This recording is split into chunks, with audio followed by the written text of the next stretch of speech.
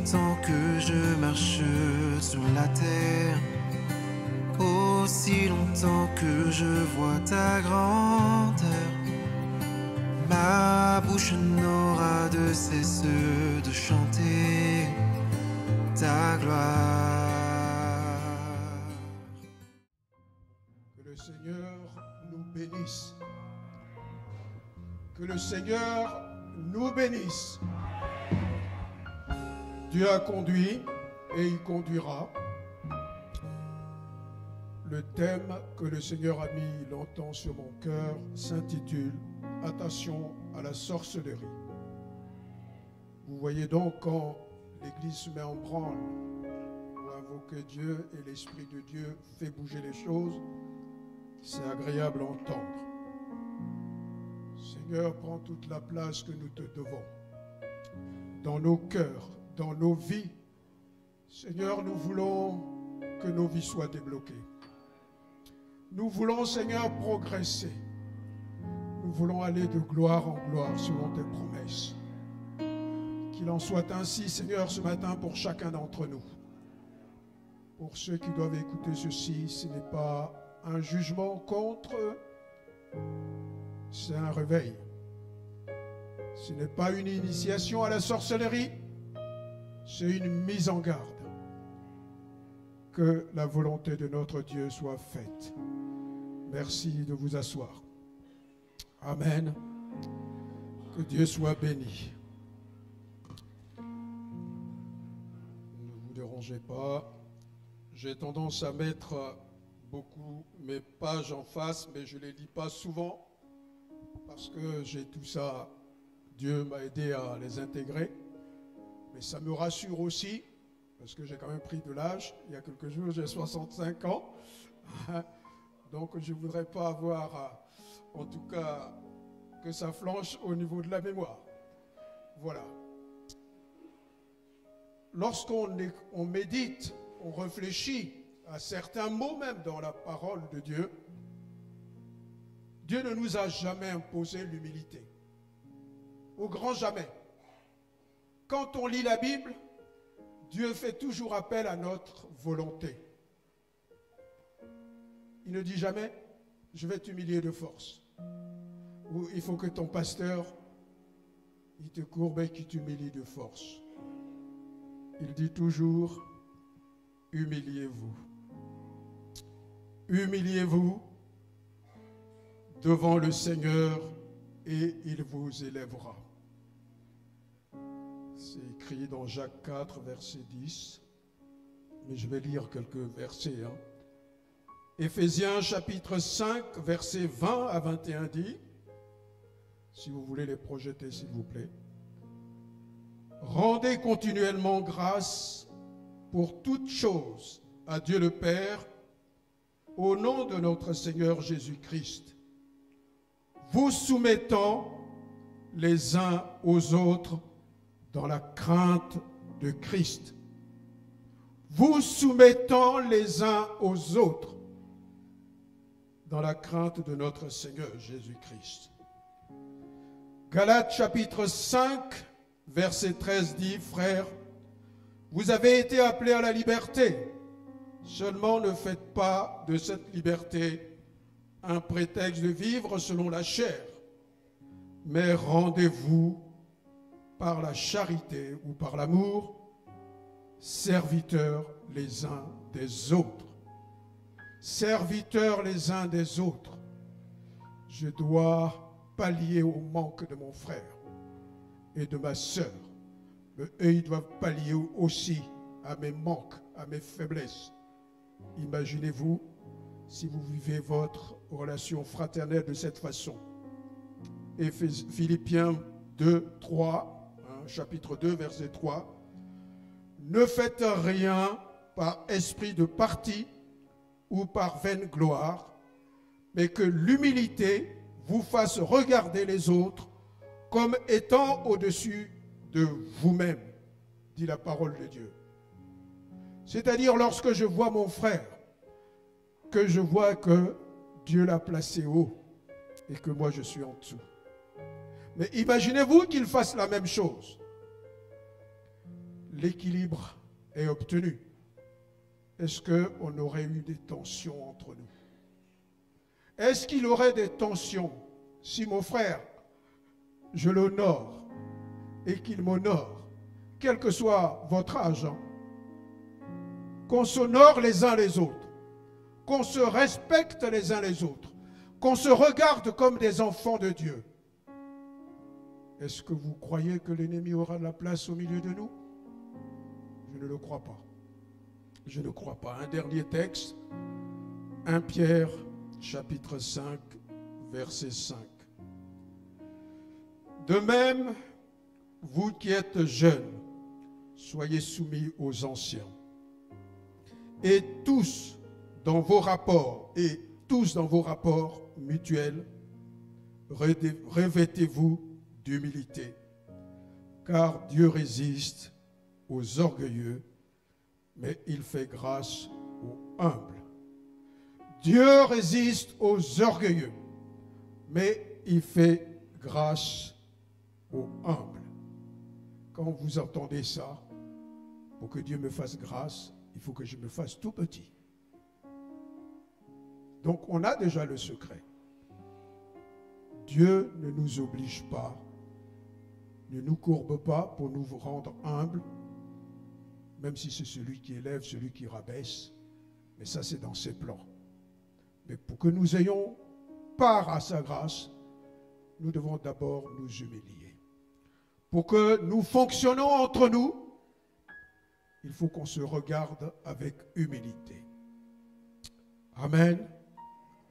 Je vous envoie au texte principal, on va dire le texte que Dieu m'a mis au cœur pour commencer ce message. C'est Galates chapitre 3. Cette Église a connu la grâce surnaturelle de Dieu, mais s'en est détournée. En conséquence, la sorcellerie est entrée au milieu d'eux.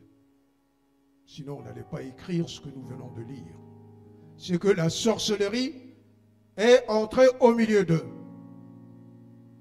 Vous allez trouver des marionnettistes qui vont manipuler les autres. Vous allez trouver des hommes forts qui vont rugir les yeux pour intimider les autres. Mais là où on devait reprendre les gens avec amour, là où on devrait enseigner les gens pour qu'ils changent, où on devrait même les instruire par notre témoignage, ce n'est plus ce qui se fait. Et c'est ce que Dieu condamne. C'est ce que Paul condamne dans ce texte que nous venons de lire. La sorcellerie existe même dans l'Église. J'ai dit même dans l'Église. Sommes-nous une Église? Est-ce que nous sommes une Église? Alors la sorcellerie existe au milieu de nous. Alors, la sorcellerie existe aussi au milieu de nous, puisque tout le monde n'est pas au même niveau de foi, au même niveau de maturité, au même niveau de compréhension. Il y en a qui ont besoin du lait et il y en a qui sont pleins de résistance. Il y en a qui sont des chrétiens affermis, mais il y en a qui sont aussi des chrétiens charnels. Ce n'est pas la même chose. Ce n'est pas la même chose. Donc nous devons faire attention.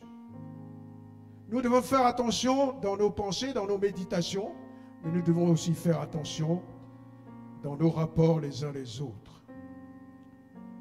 Mon frère, ma soeur, si je te blesse, est-ce qu'on est unis dans la prière? Je vous pose la question, si mon frère, ma soeur, si tu me blesses, est-ce que dans la prière, nous sommes en communion? Est-ce que nous sommes en union? Est-ce que nous sommes vraiment réunis? Oui, physiquement, géographiquement, on est là, mais spirituellement, le compte n'y est pas. Parce que pendant qu'on prend un sujet, tu es en train de marmonner ce que l'autre a fait. Il y en a même quelquefois, ils ont le couteau dans le dos. Quand tu vas tourner le dos pour qu'il te le plante. C'est une image. C'est une image. Nous sommes une église, mais méfions-nous, même dans l'Église, il y a aussi de la sorcellerie. La Bible fait toute la liste, je ne vais pas la refaire. Les œuvres de la chair, ça commence à Galates 5, versets 19 à 21. On a tout ça dedans. Mais la manipulation, l'intimidation, tout ça pourquoi? Pour un jour être sûr que c'est moi qui domine sur vous. Je suis le patron, je suis le boss.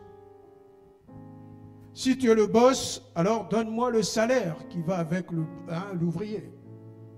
Tu ne me payes rien et tu veux être mon boss. Donc, on n'est pas dans un rapport d'esclave et maître ou d'employé et employeur. Les rapports dans lesquels nous sommes, ce sont des rapports qui sont encore plus élevés. Parce que fais-toi petit devant ton frère. Et ton frère aussi se fait petit devant toi. Et il dit, aimez-vous les uns les autres. Soutenez-vous mutuellement. Exhortez-vous. Est-ce que c'est ce que le patron attend de vous? Ce n'est pas ce qu'il attend. Il veut que son travail soit fait parce qu'il vous donne un salaire. Or, nous, notre investissement, c'est un investissement pour l'éternité. C'est-à-dire, on n'aura jamais de bulletin de salaire. On n'aura jamais de bulletin de salaire. Donc, ayons l'humilité. Ayons l'humilité de nous mettre au service les uns des autres. Ayons l'humilité, mais je le dis de tout cœur. Croyez-moi, quand je vous embrasse, je le pense. Je crois que je l'ai déjà dit, mais je vais le répéter. Quand je prends une sœur ou un frère dans mes bras, que je l'embrasse, je peux sentir si la personne même, elle est sincère dans ses émotions. Vous-même, je suis sûr que si vous l'essayez, vous verrez. Il y en a qui sont crispés. Peut-être c'est par timidité pour certains. Mais il y en a qui ne sont pas à l'aise. Que Dieu nous délivre de tout cela.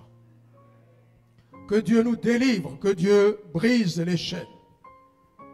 Nous les brisons au nom de Jésus. Telle est la charge que nous avons. Seigneur, dans cette assemblée, enlève-nous la partie charnelle de nous-mêmes. Seigneur, pour que nous prenions notre envol. Que nous nous élevions, Seigneur, dans tes voies. Parce que c'est à cela que tu nous as appelés. Oh Seigneur. La sorcellerie est d'abord donc charnelle. Mais elle est aussi une force occulte. Quand on parle de sorcellerie, ne croyez pas toujours en toutes ces listes. Les sorciers, ils ont une véritable puissance. Puisque ce sont des agents du diable, on le sait. Si le diable n'était pas fort, Dieu n'allait jamais envoyer Jésus et le livrer à la croix et qu'on lui crache au visage. Puisqu'il pourrait bien claquer des doigts. D'ailleurs, il a dit à ses disciples. Donc, c'est une puissance véritable qui est en face de nous. Mais c'est Dieu lui-même qui nous donne les recettes pour qu'on résiste. Ce n'est pas nous. C'est Dieu qui donne la recette pour que l'ennemi ne triomphe pas de nous. Si nous ne suivons pas ces consignes, ces enseignements, on pourra toujours dire, mais un chrétien, il ne sera jamais envoûté. Un chrétien, il ne sera jamais, le sorcier ne va pas le vaincre. Mais mon frère, ma soeur, est-ce que tu es chrétien? C'est la vraie question. Parce qu'au moment où tu es chrétien, véritablement, où tu es convaincu, tu as reçu cela, même devant l'ennemi, Dieu va te donner la force d'avoir les mots qui vont désarmer l'adversaire. Moi qui suis là, je l'ai vécu et je le vis encore. Je viens d'une famille, je le dis souvent, où il y a des sorciers et des sorcières. Il y en a même, il n'y a pas si longtemps, il y a à peine un mois, ma famille m'a appelé pour aller régler une affaire. Parce que j'ai beaucoup de membres de ma famille, même s'ils ne sont pas tous des équiprés, vous verrez qu'on a différents noms. Ça, c'est la stratégie de notre Père. Mais quand tu as ta belle-sœur qui te dit, mais mon mari, j'ai l'impression que la nuit, il se transforme pour m'avaler. J'ai l'impression de tomber des nues. Parce que le lieu où je mange, quand je vais à Paris ou en région parisienne, c'est là. Ma belle-sœur le sait. Je lui ai dit, je mange nulle part. Parce que je sais qu'ici, vu les gens qu'on fréquente, voilà ce que c'est. Tu apprends ça de ton frère. Tu fais quoi? C'est que le diable n'a pas toujours le visage que nous lui donnons. Le diable n'a pas toujours le visage que nous lui donnons. Il est même au milieu de toi, au milieu des tiens. Seigneur, viens à notre secours. Mets-les à nu dans nos familles. Qu'on les découvre, qu'on les voit et qu'on s'en préserve. Quand Dieu te montre que quelqu'un est dangereux, tu ne t'aventures pas à être encore dans l'intimité avec lui. Quand Dieu t'ouvre les yeux pour dire celui-là ou celle-là est dangereux ou dangereuse, tu ne dis pas non, Dieu dit de les aimer. Mais c'est le même Dieu qui dit soyez prudents. C'est le même Dieu qui fait la liste. Hein, ce que nous lisons souvent, hein, 2 Timothée. Hein, et on dit dans les derniers jours, etc. On cite tout et puis on dit éloignez-vous de ces hommes-là. C'est le même Dieu. Alors la parole de Dieu, elle nous apprend à identifier, par l'aide du Saint-Esprit, à identifier notre environnement. Savoir où je mets les pieds. Et une fois je sais que là où je mets les pieds c'est dangereux, la Bible dit, sois prudent. Je n'ai jamais vu un homme qui sait qu'il est sur un sable mouvant et qui vient en sifflotant et puis il marche et puis il s'en va. Au contraire, il doit tâtonner, il doit essayer, savoir où c'est dur pour qu'il y pose les pieds. Que Dieu nous entende, ou plutôt que nous entendions la voix de Dieu, la parole de Dieu, et que nous prenions soin de nos vies. Ô Seigneur, viens à notre secours. Viens à notre secours. Quand on parle de sorcellerie, je me rappelle lorsque j'étais encore beaucoup plus jeune, quand il y a un enfant qui ne obéit à personne, qui ne respecte personne, on dit celui-là ou celle-là, il a diable au corps, le diable est dedans. Ça on le dit, mais ce sont des phrases qui sont éprouvées. C'est-à-dire les gens qui ont vécu avant nous, ils ont vu ça et ils ont vu qu'en grandissant, mais le petit, ce qu'il a montré comme geste, comme signe, mais il a grandi avec ça et il a vieilli avec ça. C'est pour ça que j'aime bien l'expression française qui dit, quand on a un mauvais vin,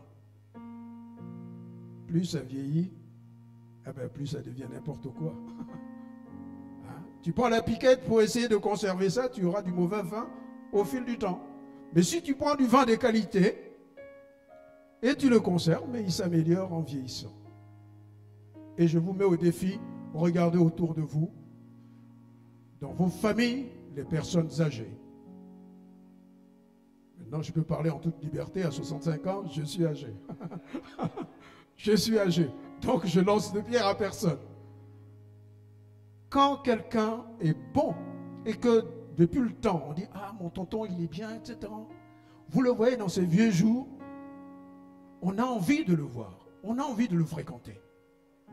Mais si c'est quelqu'un de dur, etc., il reste grognon. Je vous mets au défi. Sauf si notre Dieu est passé par là. Sauf si le Seigneur est passé par là. Prions pour nos aînés. Prions pour les enfants que nous mettons au monde. Que le diable ne vienne pas les prendre de sitôt pour qu'ils les travaillent jusqu'à leur vieux jour. C'est la rébellion. Le côté sorcier d'un individu, c'est souvent, il est en rébellion. Il est en rébellion, tout.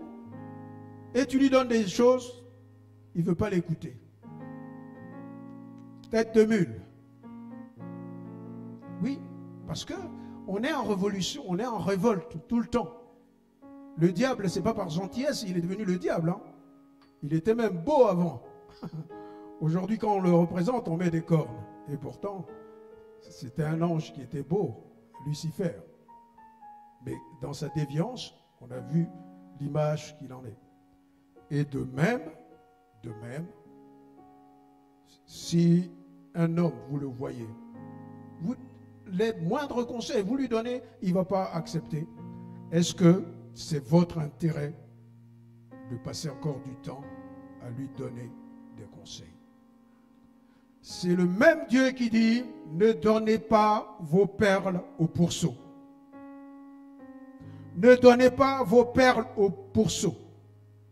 J'étais à une réunion et dans la langue africaine, je disais, pour parler aux personnes qui ne sont pas allées à l'école, donc je suis ivoirien d'origine, et je disais, mais vous qui avez des cochons chez vous, vos beaux bijoux, les bijoux de vos femmes, si vous le mettez à votre cochon, qu'est-ce qu'il va en faire? C'est une question que je posais aux personnes qui étaient autour de moi. On dit, il va aller dans la boue. Je dis, voilà, c'est ce que dit aussi notre parole, la parole de Dieu. Quelqu'un qui a l'habitude de la boue, s'il ne veut pas en sortir, quel est ton problème? Toi qui s'entêtes. Quel est ton problème? Puisqu'il ne veut pas de ce que tu lui donnes. Souvent on dit, oui, Dieu a dit, oui. Mais essayez, quelqu'un qui est en train de se noyer, vous lui avez balancé une bouée de sauvetage. Il n'en veut pas. Et toi qui ne maîtrises pas tout, tu vas aller plonger avec lui. Vas-y si tu reviens. Vas-y si tu reviens. On doit être sage. La crainte de Dieu, c'est le commencement de la sagesse. Mais la Bible dit aussi, l'intelligence, tu vois, c'est quand on voit le mal, on s'en détourne. C'est ça l'intelligence. Quand on voit ça, le chrétien, normalement, il devrait être quelqu'un d'averti, d'avisé. Comme on dit, une personne avertie, vous l'avez trouvé. Pour les femmes, je pense que le chiffre est multiplié. Je crois qu'il est multiplié. Je vous dis ces choses pour que nous prenions au sérieux notre foi et même nos relations ici dans l'Église. Nous sommes les enfants de Dieu. Donc, Dieu nous garantit la sécurité vis-à-vis de la sorcellerie. Que quelqu'un veuille nous initier ou quelqu'un veuille nous attaquer. Parce qu'on peut vous initier. Dans la nourriture que vous mangez, on peut vous initier. On peut vous initier en vous prenant vos vêtements et on les amène dans un bois sacré, pour ceux qui ont des bois sacrés, ou dans des lieux qui sont réservés à ça. Les satanistes le savent. Même tous ceux qui ne sont pas chrétiens ou qui sont chrétiens, ils le savent. Le père Abraham le savait, c'est pour ça qu'il a emmené aussi son fils sur la montagne. Il savait aussi ce que ça voulait dire un sacrifice humain. Sinon, il ne l'aurait pas fait. Il aurait posé beaucoup de questions à Dieu. Donc, il y a des choses qui sont évidentes. Quand on est affermi, quand on est dans la foi, ou qu'on est né, qu'on commence à avoir de l'âge, il y a des choses que nous devons savoir et que nous savons. Si quelqu'un n'écoute pas, s'il est entêté, s'il est rebelle, qui sur cette terre ne s'est jamais trompé? Qui que nous soyons, au moins on s'est trompé 2 fois, 10 fois, 20 fois, etc. Mais toi, tu ne veux même pas te tromper. Tu ne veux même pas qu'on te reprenne. Et tu dis que tu es toujours dans le corps de Christ et qu'on doit faire avec ton comportement. Non. Moi, je ne fais pas avec ton comportement. Parce que ce sont des risques. Il y a d'autres personnes qui ont besoin d'être enseignées. Il y a d'autres personnes qui ont besoin d'être soutenues. Si celui-là qui s'est déjà voué à l'ennemi, il est en train de pomper toute ton énergie, tu es sûr que tu vas aller jusqu'au bout toi-même? J'en doute. La sorcellerie, on la trouve partout dans les familles, entre mari et femme, entre père et fils, tout, on trouve tout ça. Si on n'est pas ancré en Christ. Je dis cela parce que même des gens qui sont sorciers, ils initient leurs enfants, leur génération. Or, nous, notre génération, nos enfants, on doit les initier à la parole de Dieu, aux voix de Dieu. Et Dieu dit, jusqu'à 1000 générations. Ceux qui me connaissent, je leur dis toujours, je travaille pour 1000 générations. Je ne serai plus là, oui, mais mes enfants, au moins, ils vont retenir et ils vont transmettre, etc. Et c'est là où je vais m'arrêter un peu. Pourquoi Dieu peut nous dire qu'on travaille pour 1000 générations? Est-ce qu'on en a vraiment besoin? Je veux dire, humainement, 1000 générations, je ne serai plus là. Si une génération fait 20 ans, par exemple, tu vas multiplier par 1000, tu as 20 000. 20 000 ans. Tu ne seras pas là. Mais en réfléchissant, je dis, mais je ne sais pas ce qui se passe là-haut. Oui, je ne sais pas. Parce que si je travaille pour 1000 ans ici, c'est que les résultats vont me suivre. Non? C'est ça qui me fait tenir dans ma foi. Parce que je ne sais pas ce qui se passe. J'ai dit, Seigneur, je ne sais pas tout de toi. Et si vous avez eu quelqu'un qui est mort dans votre famille, si vous avez déjà assisté quelqu'un qui meurt, souvent ils disent, soyez unis. Soyez unis. Soyez unis. Même un père qui part, il dit, oh dommage, je n'ai pas rassemblé tous mes enfants. La seule chose qui m'intéresse, je n'ai pas rassemblé tous mes enfants. Pourquoi ça te préoccupe maintenant? Tu n'as plus besoin. De toute façon, tes enfants, ils vont mener leur vie. Mais ils ont ça en eux. Ça veut dire que là-haut, Dieu nous demande des comptes. Dieu nous demandera des comptes, ou même on verra le résultat de nos efforts ou de nos forfaits. Donc peut-être on ne sera pas heureux si on n'a pas bien fait le travail. Quand je dis peut-être, c'est juste pour essayer de faire le humble. Mais c'est sûr que si tu as mal travaillé ici, ce n'est pas la peine que tu veuilles récolter du bien là-bas. Je n'y crois pas du tout. Puisque on récolte ce qu'on a semé. Seigneur, viens à notre secours. Viens au secours de cette assemblée. Seigneur, que nous te soyons agréables, que nous t'aimons tel que tu veux qu'on t'aime, que nous te servons comme tu veux qu'on te serve, Seigneur. Aide-nous. Aide-nous. Aide-nous, Seigneur. Rapidement, vous voyez quelqu'un qui est jaloux, qui est hypocrite, qui a envie toujours de dire du mal des autres. Vous n'avez qu'à vous méfier.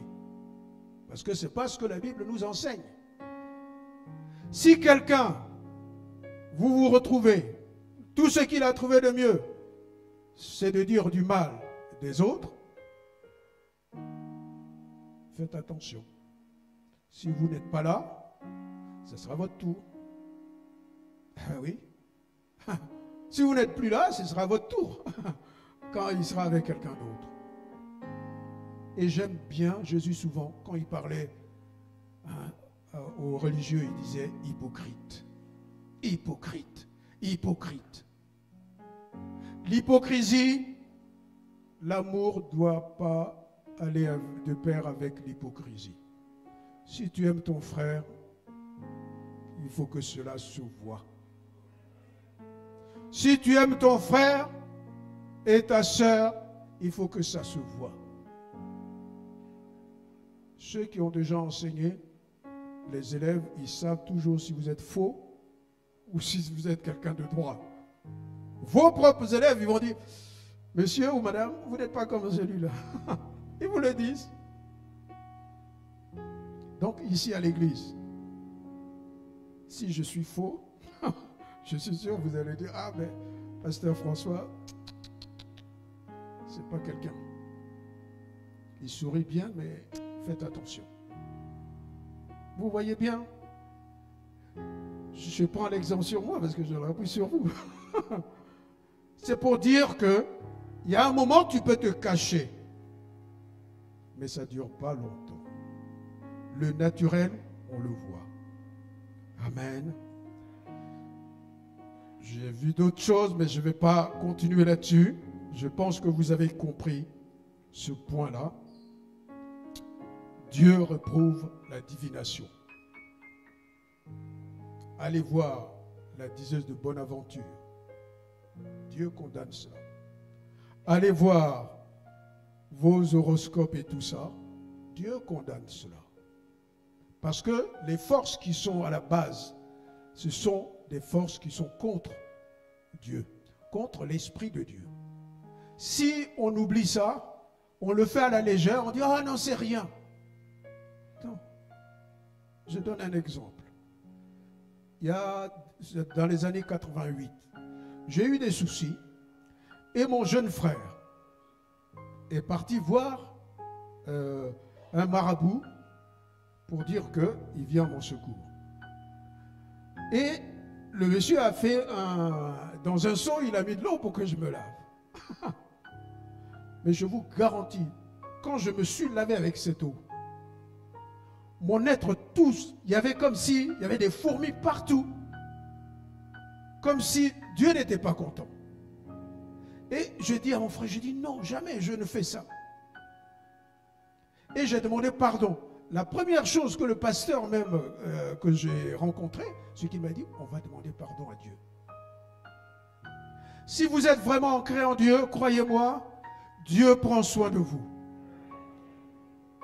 Dieu prend soin de vous. Je serais déjà mort. Je crois que je le dis suffisamment pour que vous finissiez par me croire. Je serais déjà mort. On m'a dit que ma mère, telle qu'elle était, ne méritait pas un enfant comme moi. Donc, les choses avaient été faites. Très tôt, je suis tombé malade. Même quand je suis arrivé vers les classes de CM2 et tout, là encore, j'ai eu des années grillées parce que il y avait toujours une maladie qui était en moi. Il fallait même, le projet c'était de dire, ils appelaient ça la coqueluche, ou voilà. Mais c'était aigu, inguérissable. On dit oui, mais maintenant il faut prendre l'avion, et s'il va en altitude, ça va guérir. Il y avait toutes sortes de choses. Et Dieu m'a sauvé. Et je suis redevenu comme je suis. Mais vous le savez aussi, il n'y a pas si longtemps, j'ai été gravement opéré. Ça a été un empoisonnement, c'est rien d'autre. Mais ça veut dire que quand ils ont fait les choses dans l'ombre, ils ne m'ont pas atteint.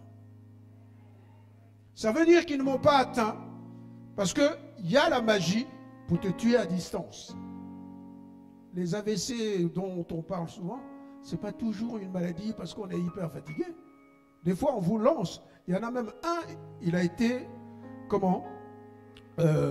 foudroyé. Quand on dit foudroyer, le mot existe. Mais le monde mystique se sert de la foudre pour foudroyer. Mais lorsque vous êtes ancré en Christ, même ça ne marche pas. Amen. Amen. Je vais terminer. J'avais prévu beaucoup de choses, mais je vais terminer par 3 exemples.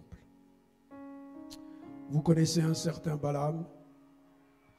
C'est dans le livre de Nombres, mais Apocalypse 2, versets 14 à 15, si tu veux bien le mettre, s'il te plaît. Mais j'ai quelque chose, ça c'est au niveau des églises d'Orient, bon. Mais j'ai quelque chose contre toi, c'est que tu as là des gens attachés à la doctrine de Balaam qui enseignait à Balak à mettre une pierre d'achoppement devant les fils d'Israël pour qu'ils mangeassent les viandes sacrifiées aux idoles et qu'ils, oui, le livre, si j'ai bien compris, à l'impudicité. De même, toi aussi, tu as des gens attachés pareillement à la doctrine des Nicolaïtes. On va s'arrêter là. Balaam, juste pour situer le contexte, quand le peuple d'Israël devait conquérir la terre promise, ils étaient tellement redoutables, imbattables, que le roi de Moab, je crois, Balak, a appelé Balaam, qui était un devin, un jeteur de sorts. Quand il te maudit, c'est sûr que tu seras maudit. Donc, il a appelé pour dire, il faut affaiblir ce peuple qui vient, pour que quand je vais les affronter militairement, je vais les gagner. Vous voyez déjà que même spirituellement, on sait que la guerre dont on parle, elle n'est pas que physique, elle est d'abord spirituelle.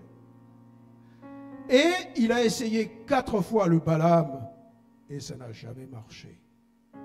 Ça n'a jamais marché contre Israël. Plus il maudissait, plus il était béni. Et il a dit, bon, écoute, roi, je vais m'en aller, tu m'avais promis des biens et tout ça, même si je ne les ai pas, c'est pas grave, mais je te donne un secret. Ceux-là, si tu veux qu'ils soient vraiment maudits, il faut les pousser à la poutre. Il faut faire qu'eux-mêmes, ils fâchent leur Dieu. Comme leur Dieu dit de ne pas fréquenter des idolâtres, de ne pas être impudique, de ne pas avoir de mauvaise vie, mais donne tes filles à leurs fils et tes fils à leurs filles. Et quand vous allez mélanger tout ça, eux, ils seront atteints par l'idolâtrie, ils seront attirés par ça, et puis c'est leur Dieu qui va les frapper. Et c'est ce qui s'est passé. Et cette pratique-là, elle est valable sur nous si nous ne sommes pas vigilants. C'est-à-dire, nous-mêmes, si ce que Dieu nous dit de ne pas faire, on le fait délibérément, croyez-moi, quand nos ennemis vont nous attaquer, ils vont nous avoir. Et puis on dira, mais on avait dit qu'un chrétien ne serait pas possédé. On avait dit qu'un chrétien, il ne serait pas ceci. Oui, mais est-ce que tu étais chrétien? Est-ce que les armes que ton Dieu t'a données, tu les as utilisées? Ou tu as essayé d'imiter les autres? Mais le diable, lui, il aime les siens, il les connaît depuis longtemps. Donc si toi, tu es venu comme un aventurier au milieu d'eux, mais c'est toi qui vas servir de proie. Ah oui. Si nous, qui sommes ici, on est chrétiens d'abord, et puis on veut flirter avec les forces du mal, mais l'ennemi sait déjà que on est une belle proie. Parce que les autres sont déjà vaincus. Attention donc à vous. Je donne un autre exemple. Jézabel, c'est la femme du roi Akab. Ici, une femme qui prend autorité sur son mari. Le roi, c'est lui, le roi Akab. Mais c'est Jézabel, comme on dit en français, qui porte la culotte. C'est elle qui commande. Et ça existe même dans les églises. C'est-à-dire, là où Dieu dit, Marie, tu seras le chef de la famille, la femme renverse la vapeur. Et elle prend le dessus. Et je vous mets au défi, observez une femme qui honore, qui respecte son mari, et celle qui n'honore pas son mari, qui ne le respecte pas. Vous voyez la différence. Vous le voyez, ça saute à l'œil. Qu'il n'en soit pas ainsi dans vos vies, qu'il n'en soit pas ainsi dans vos vies, que Dieu vous garde. Il y a un certain Simon, on appelle le magicien. Simon le magicien, il a été converti, c'est ce que dit la Bible, hein. Il est venu, paf, il était au milieu des autres, ah ben oui, la nouvelle religion, on y va. Il était bien, hein, il avait... Et tout d'un coup, il voit les hommes de Dieu faire des miracles, des prodiges, et tout ça, il dit, tiens, il y a de l'argent à gagner là. Est-ce que je peux vous donner de l'argent pour avoir l'onction? C'est-à-dire, il est au milieu des apôtres, mais il avait d'autres visées. Lui, il voulait faire fructifier son business. C'est pour ça qu'il était au milieu d'eux. vie après, ce que même, je crois que c'est Pierre qui a parlé de lui, qu'il soit maudit avec ton argent. Pour dire aussi, quand on vient dans la maison de Dieu, prenons-nous au sérieux. Prenons-nous au sérieux. On n'a pas deux vies. On n'a qu'une vie. Une fois elle est abîmée, complètement abîmée, tu l'as retirée des mains de Dieu, tu ne sais pas où elle va atterrir. Tu ne sais pas où elle va atterrir. Oui, la Bible nous dit, dans des souffrances éternelles. Mais est-ce que toi-même tu sais à quoi ça ressemble? Tu ne sais pas. On a déjà décrit au moins un monde de la félicité. Si on a du bon sens, si je dois périr, je préfère périr quand même là où on dit que ça sera beau, ce sera agréable. Au lieu de périr là où il y a un aller simple, où il n'y a pas de retour, mais où la souffrance sera dure. Chers frères et sœurs, que Dieu nous bénisse. Je voudrais que les pasteurs de cette église se lèvent et qui prient pour l'assemblée. Qu'on ne laisse pas le diable ici nous guider. On n'est pas ici pour que le diable, par le comportement des uns et des autres, on soit encore là à avoir la langue qui rampe au sol parce qu'on est épuisé, etc. Non, que l'Esprit de Dieu prenne le contrôle dans cette église. Dans le cœur d'abord, nous, de pasteurs, nous, la façon dont on va diriger cette église, en harmonie. En harmonie. S'il n'y a pas d'harmonie, on n'y arrivera pas. Croyez-moi. Si on commence à dire je suis d'Apollos, je suis de ceci et cela, vous verrez que ça ne marchera pas. Matthieu chapitre 16, verset 17. Jésus, reprenant la parole, lui dit, « Tu es heureux, Simon, fils de Jonas, car ce ne sont pas la chair et le sang qui t'ont révélé cela, mais c'est mon Père qui est dans les cieux. Et moi, je dis que tu es Pierre, et que sur cette pierre, je bâtirai mon église, et que les portes du séjour des morts ne prévaudront point contre elle.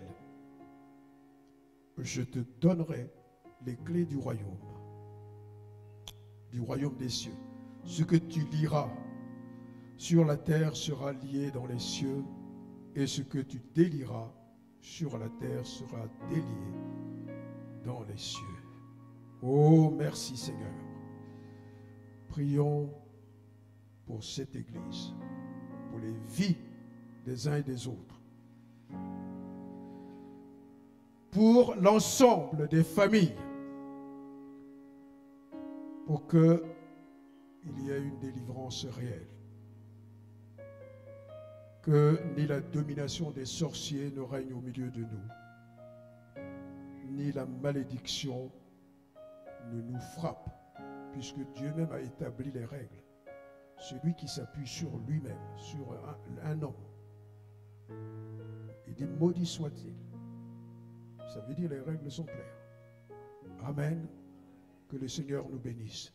S'il vous plaît, si vous pouvez vous lever les pasteurs, s'il vous plaît.